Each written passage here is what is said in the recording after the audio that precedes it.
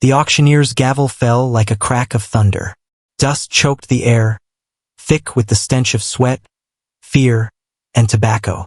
Children peered from doorways. Women clutched shawls over their mouths to stifle sobs. At the far end of the yard, under a warped oak tree whose branches clawed the sky, a woman was laid bare to the world.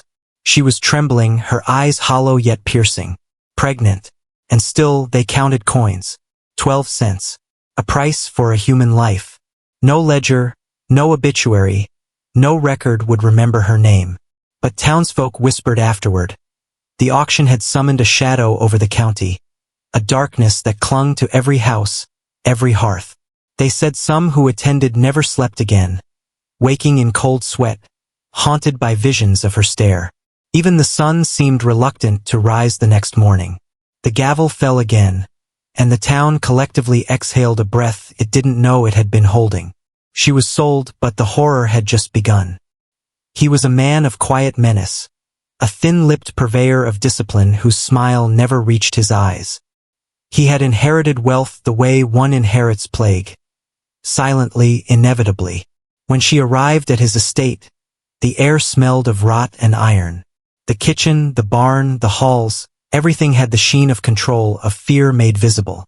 He studied her as though examining a relic from a ruined civilization. She was young, but the pregnancy made her a target for scrutiny, for manipulation. He would whisper promises she could not understand, and punishments she could never anticipate. The children of the estate, some his, some borrowed from local orphanages, watched her silently, as if intuition warned them to stay invisible. In that house, nothing was accidental. The creak of stairs, the scratching of rats in the walls, the wind moaning across the fields. All were part of a rhythm she couldn't name but knew she must obey. And yet, in those small, fleeting moments when he looked away, she would press her hands against her stomach and murmur secrets to the child that was hers, not his. By the second week, the house seemed to speak. At night, she heard whispers behind doors that had no one behind them, soft murmurs that echoed the fear in her chest.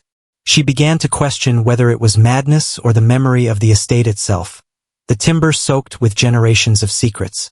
The servants avoided her gaze, walking past her as though stepping around invisible flames. And yet, sometimes, in the candlelight, she glimpsed figures that should not exist.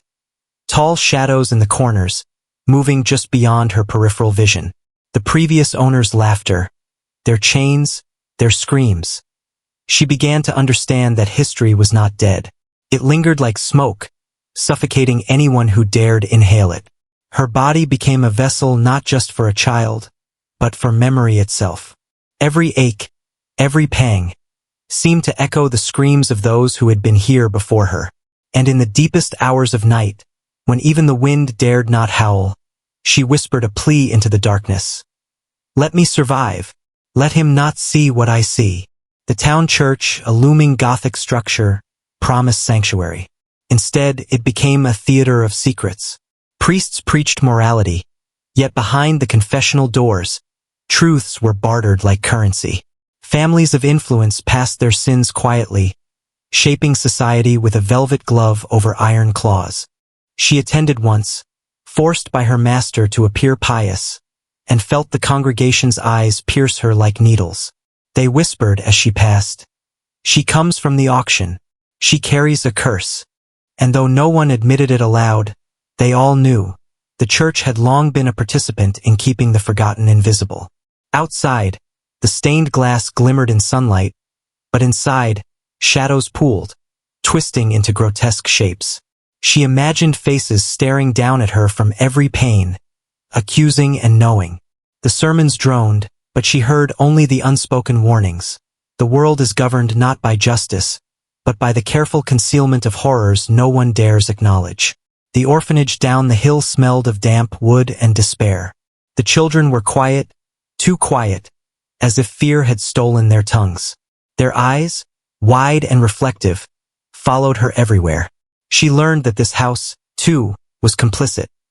Children disappeared, rumors of secret rooms and punishments whispered in hushed tones.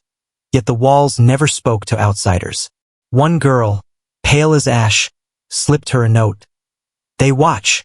They always watch. Never trust the grown ones. She kept it folded in her palm, feeling the pulse of terror beneath her fingers. The estate, the auction, the church, they were threads in the same tapestry. A hidden world of corruption, stitched together by silence. The pregnant woman realized then that survival required invisibility, and yet invisibility could not protect her from seeing what the town buried beneath civility. She walked through corridors of orphaned eyes, seeing herself reflected in their fear, realizing that some horrors were inherited, passed down like poison in the bloodstream of history. Late one night, guided by the child's soft whisper, she discovered a hidden wing in the estate, sealed for decades. The door was warped, its lock rusted but intact. Inside, dust and decay had transformed furniture into skeletal shapes.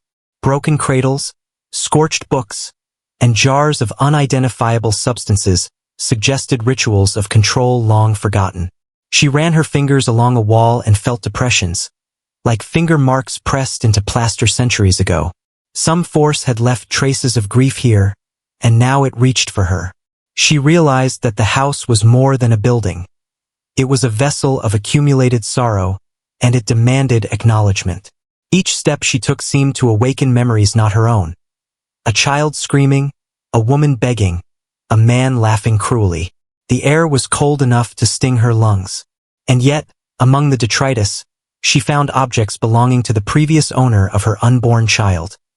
A locket, a pair of gloves, a tiny carved doll with hollow eyes. They were tokens of a life stolen and repeated, and she understood that her story was neither first nor last in a cycle of horrors this house had witnessed. Sleep became a battlefield. Nightmares intruded with uncanny precision, blending past and present. She saw her own reflection twisted in the faces of the enslaved women before her, their pleas and screams filling the air. Sometimes the child in her womb spoke in whispers she could not understand, calling out to ancestors she had never known, warning her of things yet to come. In dreams, the estate breathed, shifting like a living organism. The walls creaked in lamentation. Shadows pooled beneath her door. She awoke in cold sweat, certain that if she moved too quickly or made a sound, the house itself would punish her. Every day, she felt the weight of centuries pressing down. Families, churches, orphanages, all complicit in maintaining the silence. She was assigned a midwife, an older woman with a face carved from sorrow. At first, the midwife seemed stern but professional, guiding her through the pregnancy with detached care. Yet in quiet moments, she revealed fragments of forbidden knowledge. "They watch," the woman whispered, clutching a silver cross. "Not for the child, not for you, but for the secret you carry. Some bloodlines are cursed to bear what others hide. This town has traded its innocence for silence, and you are a living record of that bargain." Her words sank like stones in water. The unborn child was no longer just a life. It was a ledger of suppressed horrors, a repository of betrayal, cruelty, and clandestine power. And the midwife's eyes, glinting in candlelight, seemed to promise that the coming months would be the test of her very soul. The child was born in the dead of night. The air smelled of iron and damp straw. She held the tiny body against her chest, feeling a warmth that seemed both real and illusory. But the house had shifted again. Whispers echoed through walls, shadows recoiled and lunged with intent. She realized that the child was not merely alive. It was a witness. Each movement, each gurgle, seemed to illuminate hidden corridors of memory. Unmarked graves, orphaned screams, vanished women whose absence was a testament to the town's dark agreements. Every heartbeat pulsed with a silent accusation. Outside, the town continued its masquerade. Children played under the sun, men worked in fields, and the church bells rang like hollow laughter. Yet in every glance, every nod, she sensed observation. Families whispered in coded syllables. Neighbors avoided her. Even the wind carried an undertone of warning, a low, constant hum that seemed to vibrate through bone. She realized that the auction had not been an isolated event. It was a ritual, a recurring extraction of innocence under the guise of law and civility. The town existed to forget, but the estate existed to remember. And now so did she. A traveling scholar arrived under the pretense of studying local history. He lingered too long, probing with questions, his gaze lingering on the hidden wing. She sensed he knew more than he admitted. One night, he revealed fragments. The estate had long been a center for esoteric practices, tied to families who manipulated fate and memory. They do not want their past disturbed, he said softly, voice trembling. You carry what they buried. Do not let them see what you know. Servants began disappearing. First one, then another. The childless, the elderly, the young, none returned. Doors were found locked from the inside. Windows sealed. No one spoke, yet the air carried whispers of their fates, hints of cruelty too grotesque to name. She realized the estate was a predator, and she, with her child, had become both witness and bait. One night, she glimpsed her master performing strange rites. Candles, symbols drawn in dust, murmured invocations in languages long dead. The child in her arms reacted, wailing as though sensing the darkness. She hid, trembling, as he invoked something unseen, his eyes reflecting a knowledge older than the town itself. It dawned on her. The pregnancy had been intended not merely for lineage but for power. The child was a vessel, the culmination of generational manipulations, a living ledger of sins and dominion. She discovered a room lined with mirrors, each reflecting not only the present but fragments of past horrors. Auctions, punishments, vanished children, and women in chains. In the mirrors, the estate itself seemed alive, watching, judging, recording. She understood then that memory and reality were entangled. To survive, she would have to navigate both, learning what was real and what was induced by centuries of hidden trauma. The church became a stage of revelation. In the dark, she saw clergy moving like puppets, performing rites that mimicked justice while perpetuating terror. Families of influence whispered, arranged, and disappeared.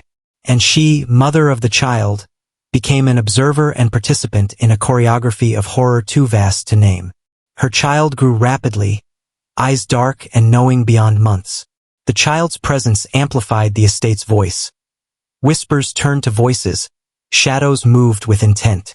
She understood that the child was both curse and key, a bridge to the secrets the town tried to erase. One stormy night, the estate seemed to turn upon itself. Doors slammed, windows shattered. The wind screamed with human cadence. Shadows coalesced into forms. Women and children long gone, their eyes accusing, their hands reaching. She realized the estate had been a vessel of justice, warped and delayed, and now demanded recognition. The scholar returned, revealing the full scope. Generations of control, families sacrificing the vulnerable to maintain power, churches sanctioning silence, towns enforcing amnesia. The auction, the estate, the child, they were all part of a chain. She understood her role. To witness, to remember, to ensure the horror was known. The choice was terrifying. Flee and risk being hunted, or remain and learn the estate's deepest secrets. She chose neither completely. She walked a path of shadow and light, carrying the child and the memory of every erased voice. Each step was a negotiation with the unseen, a pact with horror itself. The town continues today outwardly ordinary, but beneath the surface, the same machinery hums, quiet and relentless. She and her child became living testimonies, walking monuments to suppressed truth. The estate waits, patient and eternal, for the next unwitting soul. And in the shadows, the whispers continue.